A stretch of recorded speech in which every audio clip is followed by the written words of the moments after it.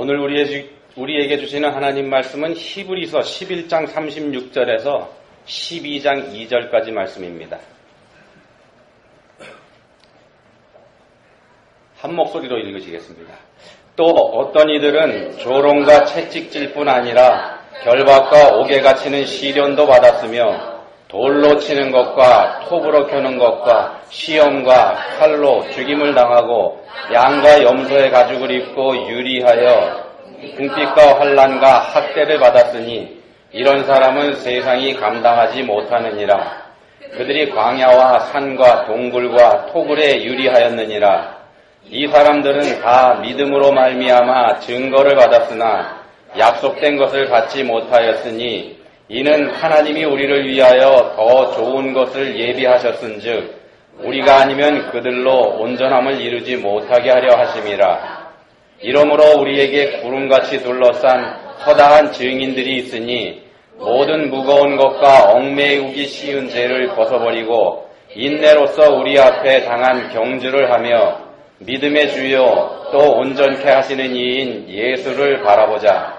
그는 그 앞에 있는 기쁨을 위하여 십자가를 참으사 부끄러움을 개의치 아니하시더니 하나님 보좌 우편에 앉으셨느니라. 아멘. 서울대학교 대나무숲이라고 하는 페이스북 페이지가 있는데요. 거기 올라온 글을 YTN 플러스라고 하는 데서 캡처해가지고 올린 글이 하나 있습니다. 그거부터 하나 소개시켜드리고 말씀을 시작하겠습니다. 서울대학교 졸업을 앞둔 학생이 쓴 글입니다. 동기 하나가 물었다. 야, 근데 너는 군대 안 가냐? 군대? 가야지. 그렇게 대답하면서 나는 얼른 말을 돌렸다. 나는 군대를 안 간다. 못 간다고 쓸 수도 있는데 그렇게 쓰기에는 군대를 가야 하는 사람들에게 미안하다. 나는 가장이다. 엄마 아빠는 둘 다 고아다. 보육원에서 같이 자라 결혼했다. 내가 12살 때 두 분은 버스 사고로 돌아가셨다. 내가 할 수 있는 것은 뭐가 있었을까? 7살짜리 동생과 2살짜리 동생을 위해서. 공부하면서 새벽엔 배달을 하고 5평짜리 방에서 셋이 살았다. 학교에서는 장학금도 줬고 정부에서도 보조금을 줬다. 대부분 분유, 기저귀 같은 거 사는데 썼다. 그때는 지금보다 물가가 싸기도 했지만 꼬박꼬박 저축도 했다. 한 달에 5만 원, 많은 돈은 아니었다. 사실 그것도 주인집 아줌마 명의였다. 몇 년 뒤에 아줌마가 나한테 말했다. 너 대학 갈 거니? 아니요, 일해야죠. 아니야, 그러지 말고 공부 열심히 해서 좋은 대학에 가. 그래서 가외를 해서 돈을 벌어. 어린 나이에 몸이 상하면 나중에 더 먹고 살기 힘들다고 했다. 너희들 몸이 커져서 5평에서 함께 자기도 힘들 테니까 돈 많이 벌어서 조금 더 넓은 집으로 이사가라고 했다. 세상에 착한 사람이 있다는 걸 나는 그 아줌마 덕에 믿게 되었다. 그리고 나는 믿기 어렵게도 이 대학에 붙었다. 여기까지입니다. 무슨 내용인지 진작에 가시죠? 또 하나 소개시켜드리겠습니다. 다른 글인데요. 이거는 머니투데이라고 하는 경제지에 올라온 글인데 거기 실린 글인데 제목이 뭐냐면은 인생을 망치는 5가지 독이 되는 말.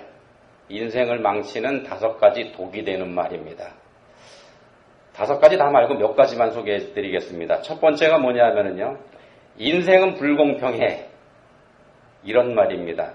사람의 삶에는 희로애락이 함께 있게 마련인데 자신의 삶은 언제나 행복하고 즐거워야지만 된다. 이렇게 생각하는 사람들이 바로 이 말을 한다 그럽니다. 인생은 불공평해. 두 번째는요. 이건 사회 시스템 탓이야. 자신의 삶의 책임을 자기가 지려고 하지 않고 누군가에게 떠넘기기 위해서 하는 말이다. 이렇게 얘기를 했습니다. 그리고 세 번째는 뭐냐 하면은 내일이 없는 것처럼 살자. 내일이 없는 것처럼 살자. 언뜻 보면은 꽤 멋있어 보이는 말입니다만요. 미래를 포기해버린 말일 수가 있다는 겁니다. 소망을 버리고 현실의 쾌락, 여기에 빠져버릴 수가 있다고 경계를 했습니다. 인생은 불공평해. 이놈의 세상. 이렇게 말하는 사람들하고 또 두 동생을 책임지면서까지 어린 나이에 서울대학교에 들어가서 공부한 학생가장. 이 두 경우가 좀 비교가 되지 않습니까? 그럼 우리는 이 중에서 어느 쪽에 가까운 삶을 살고 있을까요? 이 학생이 쓴 글에 등장하는 주인집 아주머니, 이 아주머니 같은 사람 되어보고 싶은 생각은 없으십니까? 톨스토이는 이런 말을 했습니다. 만일 고뇌라는 게 없다면 인간은 악하게 될 거다. 그러므로 불행은 하나님의 사랑의 징표다. 사람들이 당하는 불행은 하나님이 사랑해 주시는 표시다. 이런 뜻의 말을 했습니다. 우리 삶에 괴로움이나 고통 이런 게 없다면 우리는 선하게 살 수 있을 것 같고 다른 사람을 도와주면서 사는 아주 좋은 사람이 될 수 있을 것 같은데 그렇지 않다는 겁니다. 오히려 불완전한 인간이 됩니다. 불완전한 인간이 됩니다. 우리의 삶에서 기쁨과 분노, 슬픔과 즐거움, 희로애락이라고 그러죠. 이 희로애락 중에 어느 것이 빠진다 그러면 그 삶은 뭔가 부족한 삶이 된다. 이런 말도 됩니다. 우리가 믿음장이라고 부르는 히브리서 11장. 히브리서 11장에는 수많은 사람들의 이름이 등장합니다. 아벨, 에녹, 노아, 아브라함 이런 창세기에 등장하는 인물들도 나오고요. 기드온, 바락, 삼손, 입다 이 사사시대 인물들이죠. 이런 사람도 나오고 다윗도 등장하고 또 사무엘을 비롯한 선지자들의 이름도 여기에 나옵니다. 그리고 이 사람들을 소개할 때 각 사람들을 소개할 때 공통적으로 시작되는 말이 하나 있습니다. 믿음으로죠. 믿음으로 노아는 방주를 준비해서 그 집을 구원했다 이렇게 말씀하고 믿음으로 아브라함은 부르심을 받았을 때 순종했다 이런 말씀도 있고요. 믿음으로 모세는 하나님의 백성과 함께 고난받기를 잠시 죄악의 낙을 누리는 것보다 더 좋아했다 이렇게 말씀합니다. 모두 성경이 인정하는, 다시 말씀드리면 하나님께서 인정하시는 믿음의 영웅들입니다. 히브리서 11장에 등장하는 사람들이요. 그럼 이 사람들에게는 믿음으로 인정을 받았는데 이 사람들의 삶에는 어려움이 없었을까? 그렇지 않죠. 그렇지 않습니다. 이 사람들은 하나같이 자기 자신이 처한 어려움 속에서도 믿음을 지킨 사람들입니다. 어려움 속에서 믿음을 지킨 사람들입니다. 어려움에 처했을 때 하나님을 원망하거나 세상을 탓하지 않았다는 말씀입니다.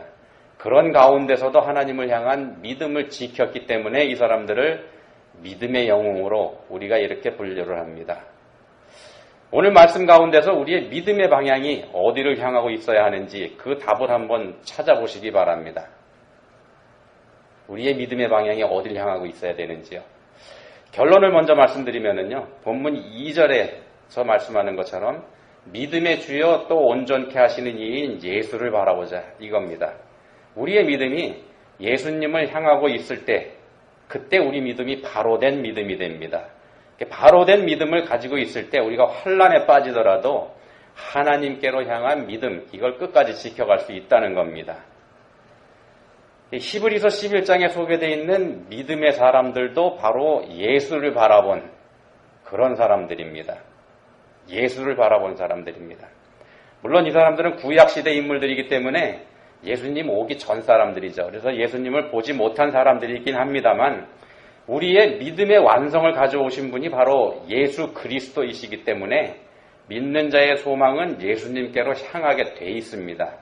하나님의 약속에 대한 믿음을 가진다는 건 곧 예수 그리스도를 바라는 믿음을 갖는 거다 이렇게 됩니다.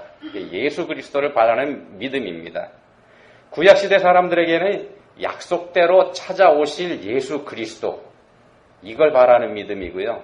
우리처럼 신약시대에 살고 있는 사람들에게는 다시 오실 예수 그리스도를 소망하는 것 이게 바로 믿음입니다. 히브리서 11장에 소개되고 있는 믿음의 사람들은 자신들의 믿음 때문에 이 세상하고 충돌하거나 또 그 믿음 때문에 이 세상에서 고난을 당하는 그런 삶을 살았습니다. 천국을 소망하는 사람들의 삶이라는 것이요. 천국을 거부하는 이 세상하고 조화가 될 수 없기 때문에 그렇습니다. 천국을 소망하느냐 거부하느냐 여기에 따라서 충돌이 생길 수밖에 없지 않습니까? 이 사람들의 삶에 세상과의 충돌 때문에 생기는 고난, 고통 이게 찾아오는 건 어떤 면에서는 당연한 일이다, 필연적인 일이다 이렇게 볼 수 있다는 겁니다. 그래서 본문 36절에서는 이 사람들이 조롱당하고 채찍에 맞고 결박당하고 옥에 갇히는 거, 이걸 당했다고 말씀을 하고요. 37절에서는 돌에 얻어맞고 톱으로 칼로 죽임을 당했다, 이렇게 말씀을 합니다. 믿음으로 산 사람들의 삶이란 것이 37절 후반절에 보시면은 궁핍과 환난과 학대를 받는 삶이었다, 이렇게 정리가 됩니다. 이 세상에서 그렇게 당하고 살았습니다. 그렇지만 이런 환난을 믿음으로 이겨냈기 때문에 후세 우리 기독교인들이 본받아야 할 모범으로 소개되는 영광을 이 히브리서 11장에 기록된 믿음의 인물들이 누리고 있는 겁니다. 이렇게 보면은요, 앞에서 말씀드린 톨스토이가 했던 말, 불행은 하나님의 사랑의 징표다, 이 말이 틀린 것 같지 않습니다. 11장에 소개된 여러 믿음의 인물들 중에서 딱 한 사람만 한번 살펴보겠습니다. 여리고의 기생 라합입니다. 믿음으로 기생 라합은 정탐꾼을 평안히 영접하였으므로 순종하지 아니한 자와 함께 멸망하지 아니하였도다, 이렇게 말씀을 하고 있죠. 히브리서 11장 31절에서 기생 라합을 소개한 말씀입니다. 여리고를 정탐하러 온 2명의 이스라엘 정탐꾼, 이 사람들을 이 라합이 보호해 주지 않습니까? 사실 이런 행동은요, 여리고 사람들에게는 명백한 배신행입니다. 명백한 배신행입니다. 자기 동족들한테는. 그렇지만 성경은 이걸 가리켜서 믿음으로 한 행동이다, 이렇게 인정을 해줍니다. 그러니까 어떻게 라합이 이렇게 할 수 있었을까? 하나님의 구원을 바라는 믿음이 라합에게 있었기 때문입니다. 구원은 하나님께로부터 온다는 걸 알고 믿었기 때문에 이게 가능했다는 말씀입니다. 라합의 이성이, 라합이라고 하는 여자의 이성이 구원의 주를 바라는 믿음을 갖게 해 주었습니다. 라합이 이스라엘 정탐꾼들에게 한 말이 있습니다. 뭐라고 했냐면은, 너희의 하나님 여호와는 위로는 하늘에서도 아래로는 땅에서도 하나님이시다, 이런 말을 합니다. 라합은 여리고 사람입니다. 이방인이죠. 이스라엘 자손이 아닙니다. 여호와 하나님이 누군지 알지 못하는 사람이라는 겁니다. 그런 라합의 입에서 나온 고백이 바로, 과연 주 당신들의 하나님이 하나님만이 위로는 하늘에서 아래로는 땅에서 참 하나님이시다, 이런 고백을 하고 있는 겁니다. 기생신분인 라합이 전혀 알지도 못했던 여호와 하나님을 가리켜서 하늘에서도 땅에서도 하나님, 이런 놀라운 고백을 하고 있는 겁니다. 자신이 살고 있는 여리고 사람들이 섬기는 우상, 그 우상 신들하고는 비교가 되지 않는 하나님이라는 걸 이 라합이 알았기 때문에 이런 고백이 나오는 거죠. 라합이 어떻게 이런 사실을 알게 됐을까? 라합은 신분이 기생입니다. 수많은 남자들이 라합의 집에 드나듭니다. 나그네들도, 다른 지역에서 이 여리고를 다녀간 남자들도 많이 드나드는 그런 곳입니다. 이게 뭘 얘기하는가 하면은요, 세상에 있는 많은 정보가 라합의 집에 들린다는 겁니다. 많은 남자들이 와서 많은 말을 하고 가지 않습니까? 라합은 많은 사람들에게서 많은 말을 듣게 됩니다. 요즘으로 얘기하면은 정보입니다. 라합이 어떤 말을 들었는지 여호수아 2장 9절부터 11절까지 여기서 라합이 이스라엘 정탐하게 한 말이 이렇게 되어 있습니다. 여호수아 2장 9절부터 11절까지입니다. 여호와께서 이 땅을 너희에게 주신 줄을 내가 아노라. 우리가 너희를 심히 두려워하고 이 땅 주민들이 다 너희에게 간담이 녹나니, 이는 너희가 애굽에서 나올 때에 여호와께서 너희 앞에서 홍해 물을 마르게 하신 일과 너희가 요단 저쪽에 있는 아모리 사람의 두 왕 시혼과 옥에게 행한 일, 곧 그들을 전멸시킨 일을 우리가 들었음이니라. 우리가 듣자 곧 마음이 녹았고 너희로 말미암아 사람이 정신을 잃었나니, 너희의 하나님 여호와는 위로는 하늘에서도 아래로는 땅에서도 하나님이시라.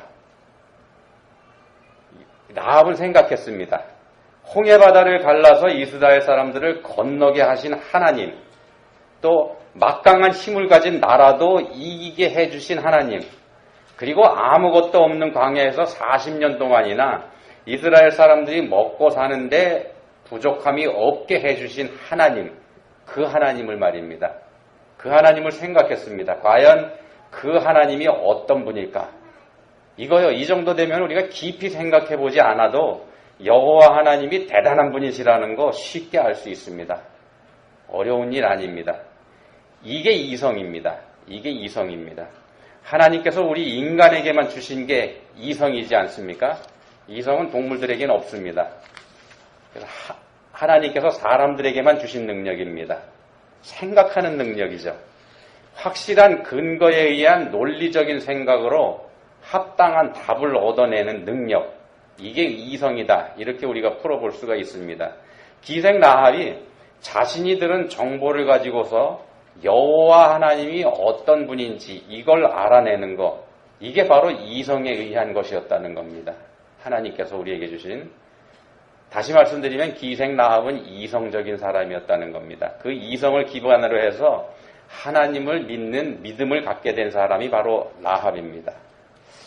우리 기독교는 체험의 종교 이런 말 합니다. 하나님을 만나고 경험하는 것, 이거 매우 중요하게 여깁니다.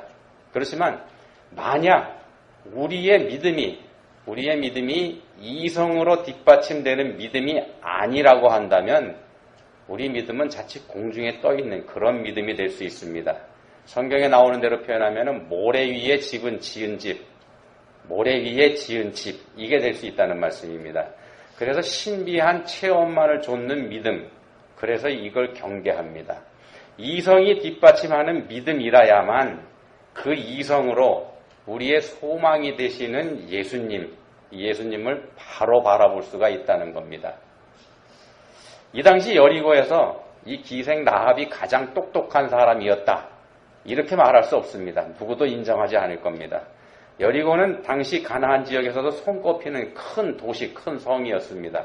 그렇다 그러면 그 안에는 당연히 대단한 학식을 가진 사람들 얼마든지 있었습니다. 근데 그 많은 똑똑한 사람들 다 어디로 갔을까요? 여리고가 망했을 때. 자신의 이성과 자신의 지식과 자신의 학식을 자랑하던 이 사람들 다 없어졌지 않습니까? 함께 멸망했습니다. 이성적으로 판단하고서 믿음을 갖게 된 라합은 자신의 가족들까지 구원했지만 똑똑한 거 자랑하던 사람들 다 멸망해버리고 말았습니다. 그렇다면은 모두가 인정하고 존경하던 그 사람들하고 기생 라합 이 둘 중에서 누가 더 이성적이고 누가 더 똑똑한 사람이 되겠습니까? 라합 때만 이런 사람들이 있었던 거 아닙니다. 예수님 당시 예수님께서 오셨던 2000년 전 예루살렘을 봐도요. 이 당시에 예루살렘에서 가장 똑똑하다고 또 이성적이라고 자부하던 사람들, 대제사장들, 바리새인들 성경에 나오는 대로 우리가 그렇게 꼽을 수 있습니다. 이 사람들이 당시 유대 사회의 최상류층의 지식인 그룹이었습니다. 근데 이 사람들 어떻게 했습니까? 요한복음 9장에 보시면은 예수님께서 나면서부터 앞을 보지 못하던 사람, 이 사람이 눈을 뜨게 해주시는 기사가 기록되어 있습니다. 이때 이 사람들이 대제사장들, 바리새인들, 지도자들이 이 당사자를 불러서 조사를 합니다. 정말 예수님이 그렇게 했는지. 눈을 뜬 당사자의 증언과 그 사람의 부모의 증언, 날 때부터 못 봤으니까요, 앞을. 그리고 그 사람이 원래 구걸하던 맹인이라는 것을 알고 있던 사람들의 증언, 이 증언들을 통해서 예수님께서 이 사람의 눈을 뜨게 해준 사실이 분명해지자 이 유대 지도자들이 몹시 당황해하는 거 우리가 요한복음 9장에서 볼 수가 있습니다. 이성적으로 생각해 보면은요, 이 상황에서 예수님이 예사 사람이 아니라는 거 이거 쉽게 알 수 있습니다. 쉽게 알 수 있습니다. 근데 이 사람들은 끝내 자신들의 그 이성 거부해버리고 맙니다. 그리고는 예수님을 십자가에 못 박아버리는 비이성을 선택하게 됩니다. 사도행전 3장에도 비슷한 얘기가 있습니다. 성전 미문 앞에 앉아서 구걸하던 나면서부터 한 번도 걸어본 적이 없던 거린, 이 사람을 베드로가 일으켜 세우는 장면이 여기 기록이 되어 있는데 여기서도 유대 지도자들의 고민을 우리가 볼 수가 있습니다. 나면서부터 걸어본 적이 없는 사람을 베드로가 일으켜 세운 것이 확실하다. 이게 입증이 된 사도행전 4장 16절에서 유대 지도자들이 이렇게 말합니다. 이 사람들을 어떻게 할까? 베드로와 요한을 말하는 겁니다. 이 사람들을 어떻게 할까? 그들로 말미암아 유명한 표적 나타난 것이 예루살렘에 사는 모든 사람에게 알려졌으니 우리도 부인할 수 없는지라. 여기서 이 사람들 분명히 말합니다. 우리도 부인할 수 없는지라. 자기들도 부인할 수 없다 그러면은요. 그렇다 그러면은 이 사람들의 이성은 베드로와 예수 그리스도를 인정했어야 맞습니다. 인정했어야 맞습니다. 그렇지만 여기서도 이 사람들은 자신들의 이성을 거부합니다. 그리고 오히려 예수님을 믿는 사람들에 대한 탄압의 강도, 핍박의 강도를 더 높입니다. 사람들이 가지고 있는 이성을 인간과 동물을 구분하는 근거로 봅니다. 이성이 있느냐 없느냐에 따라서 사람이냐 동물이냐를 구분한다는 말씀입니다. 그리고 그걸 자랑합니다. 그렇지만 실제로는 이처럼 비이성적일 때가 많습니다. 죄로 인한 교만이 사람들을 이렇게 만들어버립니다. 예수 그리스도를 거부하기로 작정할 때, 예수님을 거부하기로 작정할 때 사람들은 이성적이지 못한 사람이 되어버립니다. 비이성이 되어버립니다. 히브리서 11장에 소개되어 있는 믿음의 인물들, 이 사람들은 이런 세상하고 많은 충돌을 일으켰습니다. 그래서 그들 중에 많은 사람들이 고난을 당하게 됩니다. 조롱과 채찍질을 당하기도 했고 결박을 당하고 옥에 갇히기도 했고 또 돌에 맞아서 톱에 잘려서 칼로 죽임을 당하기도 했습니다.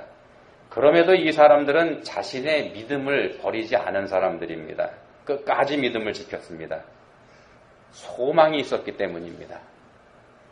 본문 39절에서 말씀하는 것처럼 이 사람들이 증거를 받았기 때문입니다. 믿음으로 받은 증거입니다. 믿음으로 받은 증거입니다. 살아계신 하나님을 믿는 믿음으로, 그리고 그 하나님께서 보내주실 구세주를 믿는 믿음으로 받은 증거, 그것 때문입니다. 우리 믿는 사람들의 삶이라고 해서 믿지 않는 사람들하고 다른 거 아닙니다. 전혀 다른 삶을 사는 거 아닙니다. 믿는 사람들에게도 고난은 찾아오기 때문에 드리는 말씀입니다. 그렇지만 그 고난을 대하는 자세에서 믿는 사람과 믿지 않는 사람, 여기에 차이가 납니다. 믿음의 증거를 갖지 못한 사람에게는 그 고난이 자신에게만 찾아오는 불공평한 거다, 이렇게 생각을 하게 됩니다. 이 세상이 잘못됐기 때문에 나만 고생을 한다, 이렇게 생각을 하게 된다는 말씀입니다. 이 세상은 적자생존의 세계요, 약육강식의 세계다. 세상에서 이렇게 가르치지 않습니까? 이게 진화론의 근거가 되지 않습니까? 적자생존, 약육강식. 그래서 잘 적응하는 사람, 힘이 센 사람만 살아갈 수 있게 됐는데 난 그러지 못하다, 이런 피해의식이 있는 거죠.